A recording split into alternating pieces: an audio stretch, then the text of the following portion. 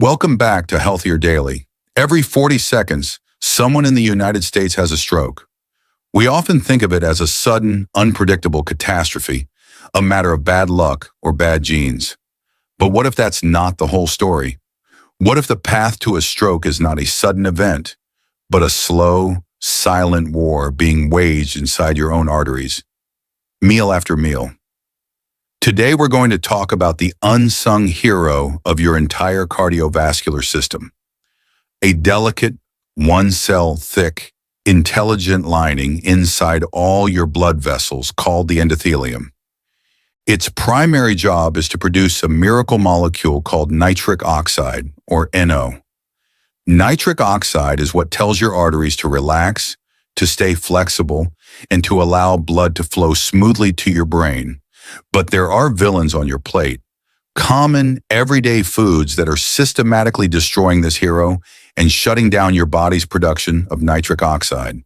A 2023 report in the Journal of the American Heart Association called this process endothelial dysfunction, the canary in the coal mine for future cardiovascular events, including ischemic stroke.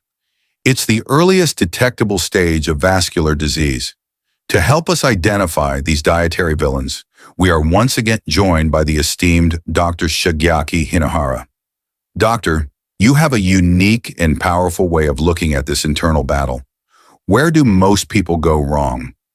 Thank you, Dr. Carter. You speak of the science, the endothelium, and nitric oxide, and I will speak of it through the language of nature, though you will find we are telling the exact same story. I ask our listeners to stop thinking of their arteries as simple, lifeless pipes. Instead, I want you to imagine them as being lined with a living, intelligent inner skin. This inner skin is exquisitely sensitive. It is like a delicate garden lining the banks of a great river. The food we eat every day becomes the water that flows through this river. Some foods are like a clear mountain stream. They are clean, they are gentle, and they nourish the garden, keeping it lush and vibrant. But other foods, many common foods that we eat without a second thought, are like industrial waste being dumped into the river. They are full of sharp, abrasive particles and chemical poisons. With every meal, this toxic water flows past, scraping and inflaming the delicate garden lining the riverbanks. For a time, the body, in its wisdom, can repair the damage. But if the waste keeps coming day after day, week after week, the garden begins to wither, the soil erodes, and eventually the riverbank collapses. This collapse in the brain is a stroke. It is not random. It is built day by day, bite by bite. I saw this very tragedy unfold in a man I will call Mr. Suzuki.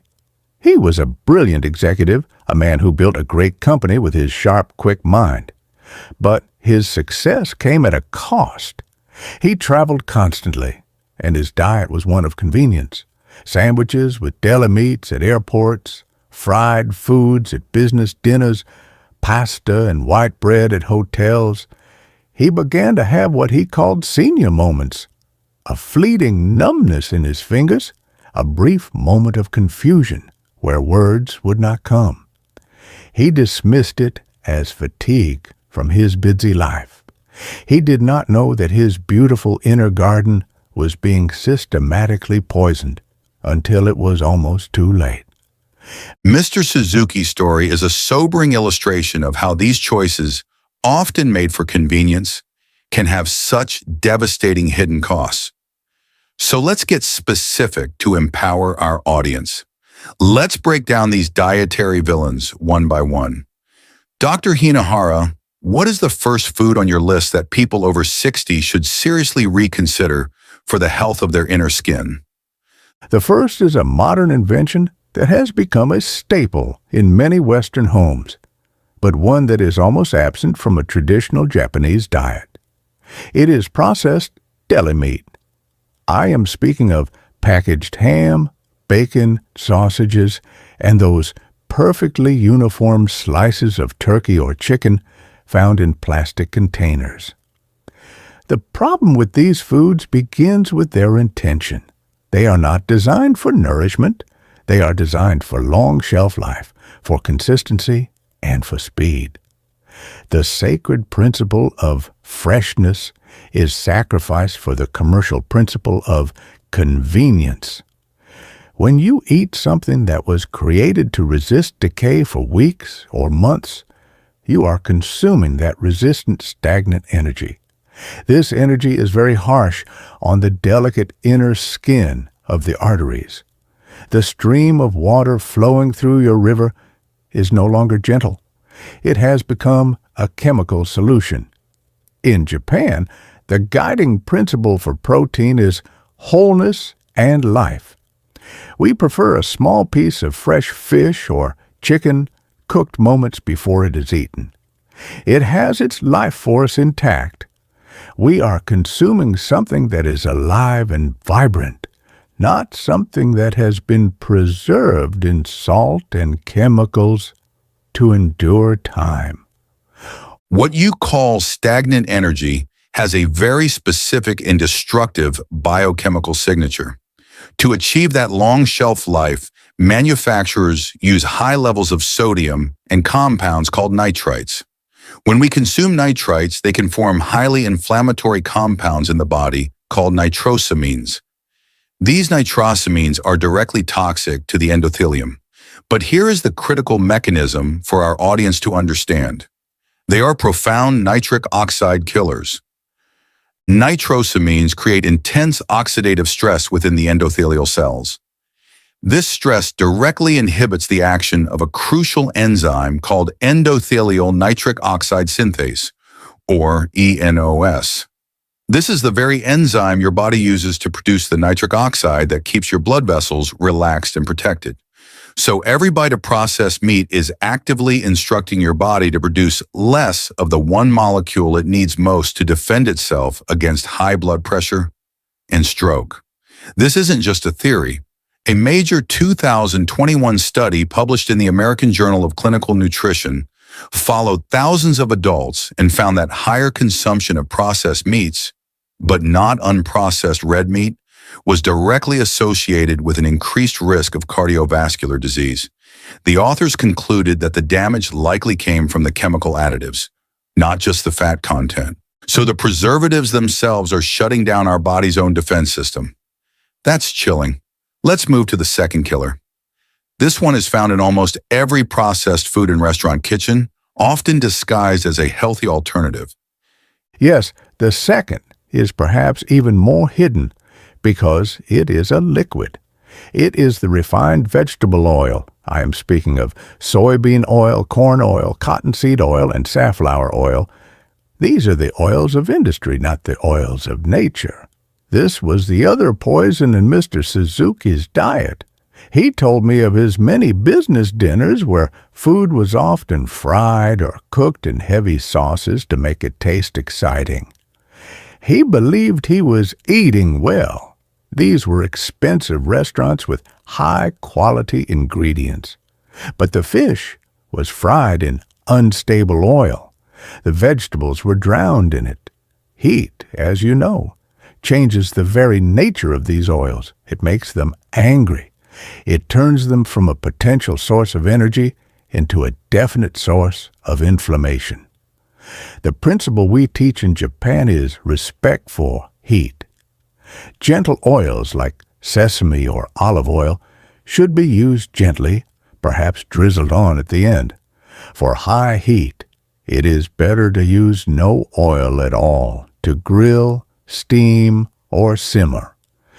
This honors the food and protects the body. When you say the oil becomes angry, you are eloquently describing a chemical process called lipid peroxidation.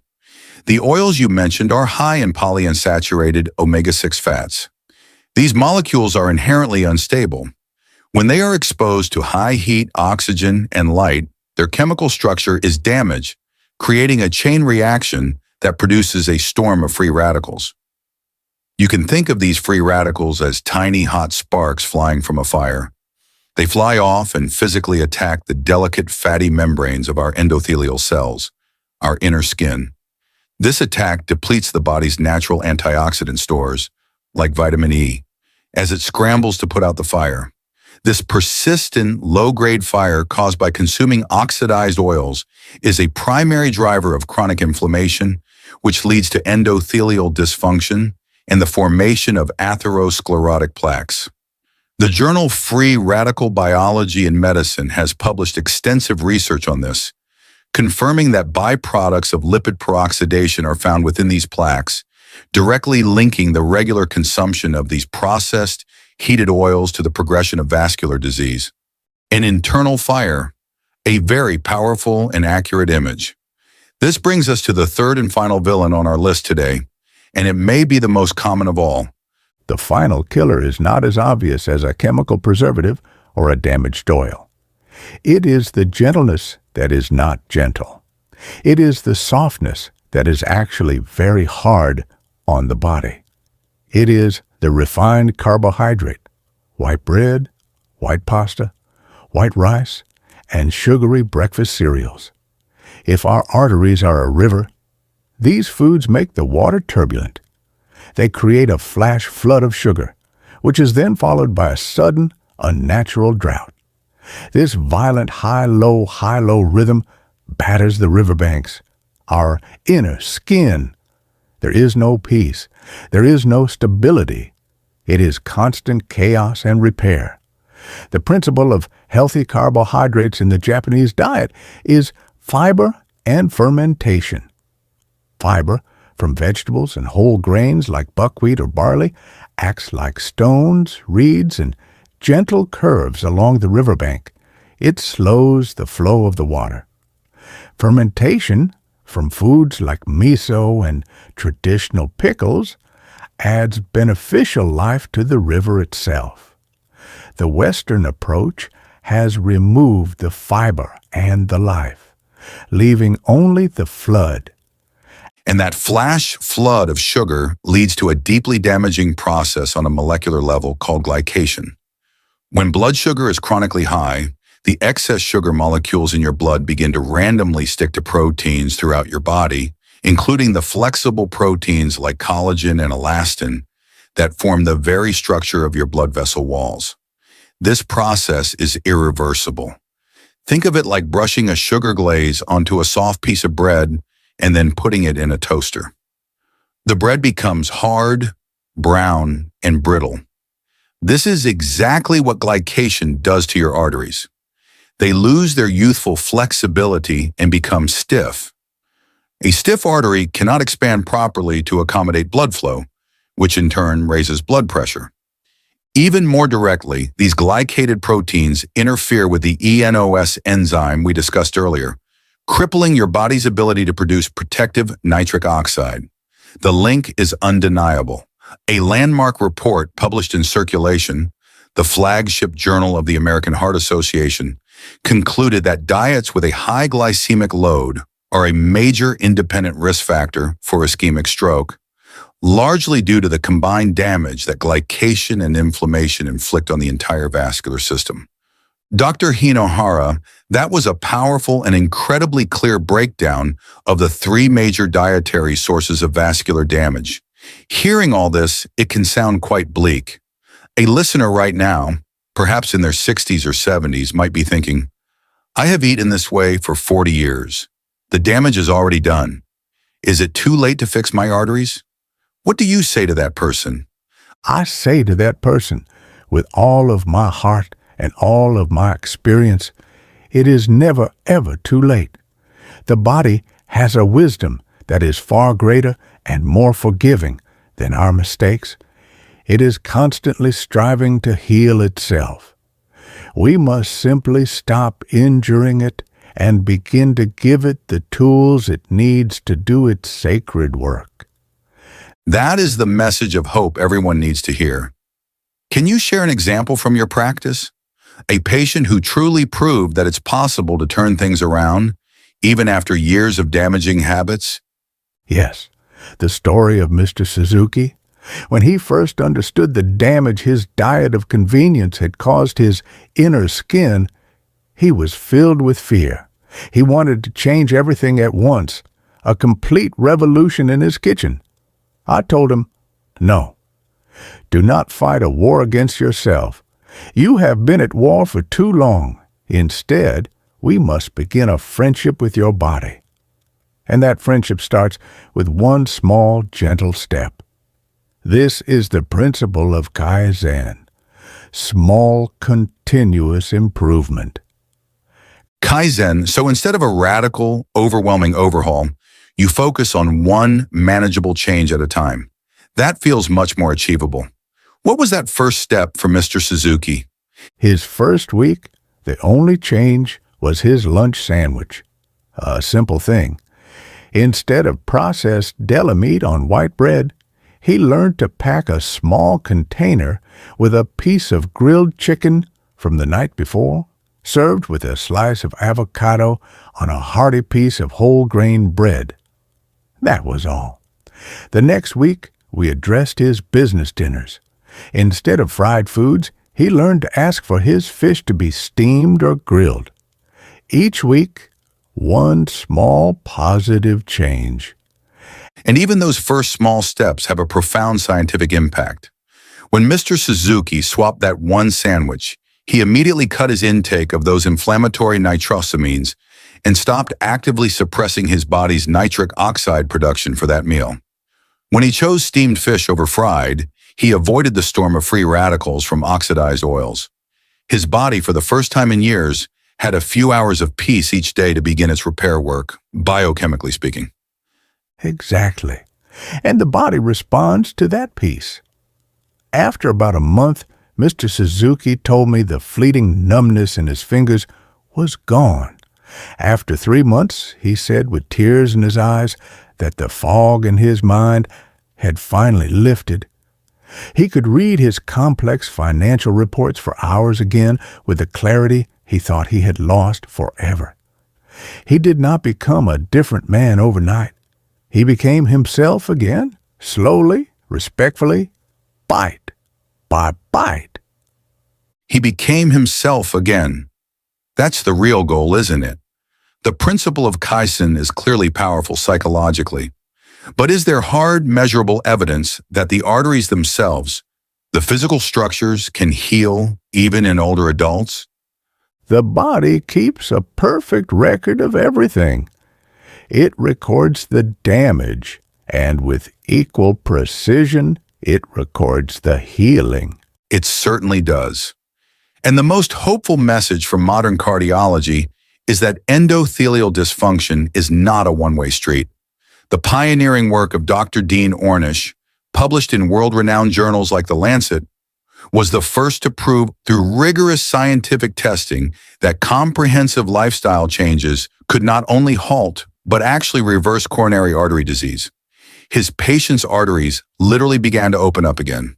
It is a beautiful thing when science confirms what nature has always known, that healing is always possible. Exactly. And now we can measure this healing process in real time. We use a technique called flow-mediated dilation, which is a direct assessment of how flexible and responsive an artery is. It's a direct measure of your nitric oxide production. Studies using this method have shown significant, measurable improvements in endothelial health in as little as 6 to 8 weeks after adopting a healthier diet. And to add one final point, the effect is even more powerful when you pair these dietary changes with gentle movement. A daily 30-minute walk directly stimulates the endothelium to produce more nitric oxide. So with the Kaizen approach, the new diet stops the damage and the daily walk actively promotes the repair. This two-part strategy is what creates such profound and often rapid results. Your body is ready and waiting to heal. Dr. Hinohara, this has been an incredibly empowering conversation. We started with the understandable fear surrounding stroke, but you have masterfully guided us to a place of hope and clear, actionable steps. If we were to boil everything we've discussed down to one simple scientific principle for our audience to take away, it seems to be this. The health of your brain's blood vessels depends entirely on the health of that inner skin, the endothelium, and its ability to produce nitric oxide. Yes, it is truly that simple. Before you eat, you can ask yourself a simple question. Is what I am about to eat a friend to my inner skin, or is it an enemy? Does this food help the river of my life flow gently, or does it create a storm? That question alone can change everything. That's a perfect question to ask at every meal.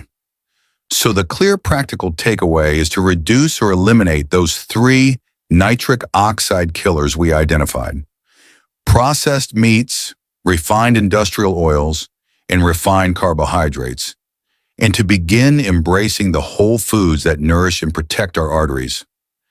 And it is most important to do so without fear. I see so much fear in my patients when they learn this. They have fear that they have done permanent damage, or fear that making a change is too difficult.